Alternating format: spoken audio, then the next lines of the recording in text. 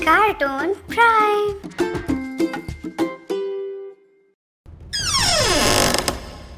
दरवाजा जोर से बंद हुआ तो हसन ने चीखने की कोशिश की, मगर आवाज हलक में ही फंस गई। सीने पर दबाव महसूस हो रहा था, जिसके बायस हसन करवट बदल न सका। बिस्तर पे चित लेटे इसे इर्द गिर्द के दहशतनाक मंजर से शदीद अजियत हो रही थी। छोटे छोटे कई भूत छत से लटके उछल कूद कर रहे थे। एक खौफनाक मखलूक कमरे की दीवारों से निकलकर हसन की तरफ बढ़ रही थी। कमरे के बाहर से किसी के हुर्राने की आवाजें आ रही थीं। हसन ने खुद को दुनिया व माफिया से बेखबर करना चाहा, लेकिन आजिज़ आ गया। हसन ने आंखें बंद की, लेकिन बाहर से आने वाली करख्त आवाजें उसकी तवज्जो अपनी जानिब मबजूल कर रही थीं। तबीयत संभलने पर उसने मेज पे पड़े पानी के ग्लास की तरफ हाथ बढ़ाया तो ग्लास परे जा गिरा और छन की आवाज खौफनाक धमाके की तरह कमरे में गूंजी।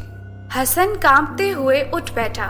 सख्त सर्दी के बावजूद पेशानी पर पसीने की बूंदें नुमदार थीं। प्यास से हलक में कांटे चुभ रहे थे।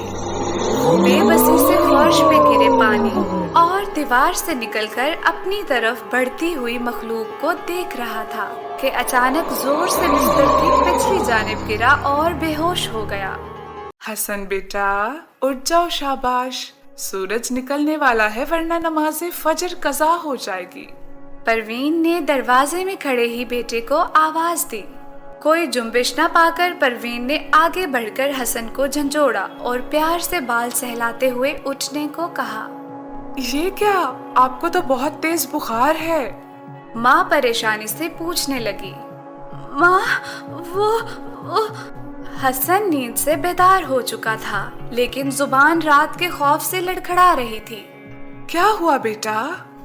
हसन ने माँ के सवाल पर कमरे की दीवारों पर नजर दौड़ाई, जिस पर माँ ने भी इर्द गिर्द देखा, लेकिन वहाँ कुछ भी नहीं था। नीले रंग के उखड़े रोगन वाली बोसीदा दीवारें माँ बेटा को घूर रही थीं। हसन हैरान और परेशान था कि रात वाली खौफनाक मखलूक कहाँ गायब हो गई है। परवीन एक गरीब बेवा थी, जिसका इकलौता 10 साल का बेटा हसन था। वो मोहल्ले के घरों में काम करने वाली ईमानदार और मेहनती औरत थी।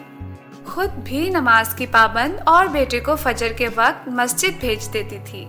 लेकिन गुज़िश्ता शब मौसम की खराबी के बायस परवीन को उठने में कुछ ताख़ीर हो गई थी। वो बोसीदा हालत के 2 कमरों के घर में मुकीम थी, लेकिन शुक्र कि ये उनका ज़ाती मकान था, वरना रिहाइश के लिए भी उसे मारा मारा फिरना पड़ता। हसन को दवाई लेकर दी और परवीन ने दलिया बनाकर खिलाया। दोपहर तक हसन की तबीयत कदरे बेहतर हो चुकी थी, लेकिन शाम के साए ढलते ही अजीब सी बेचैनी ने उसे घेर लिया। उसने माँ को सब बताना चाहा, लेकिन परेशान करना बेहतर न लगा। हसन ने गुज़िश्ता शब के वाक़या को वहम समझकर टालने की कोशिश की और रात होते ही माँ को सलाम करके कमरे में आ गया। जीरो का बल्ब जलाया और बिस्तर पर बैठकर किताब पढ़ने लगा। कमरे में हल्की हल्की सब्ज रोशनी चारों तरफ फैल रही थी।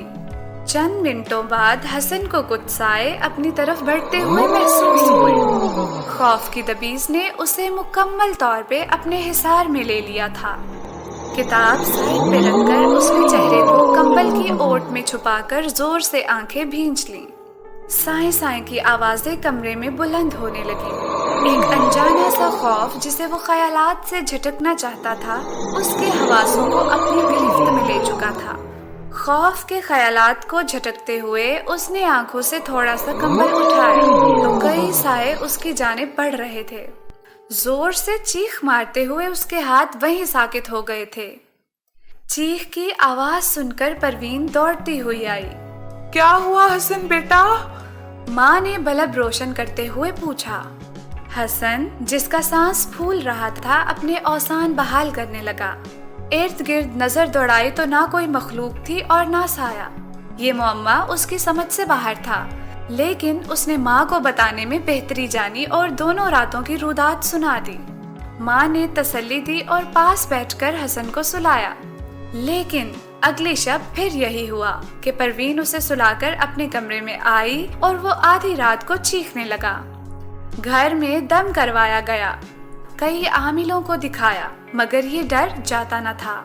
जिसने भी ये मसला सुना अपनी अपनी कहानी घड़ी। किसी ने जिन्नात का कहा तो किसी ने जादू का बतलाया, और परेशानी के दिनों में अल्लाह ने इन्हें एक समझदार आमिल से मिलवाया, जिसने घर का बगौर मुआयना करते ही रंगो रोगन का डिब्बा लाने का कहा और हसन के कमरे को रंग कर दिया गया। वो रात और आज तक उसे कमरे के उखड़े हुए रोगन में बनने वाली जिन भूत की शक्लें और उनके साए अपनी जानिब बढ़ते हुए महसूस नहीं हुए। कार्टून प्राइम को सब्सक्राइब और शेयर करना मत भूलिए।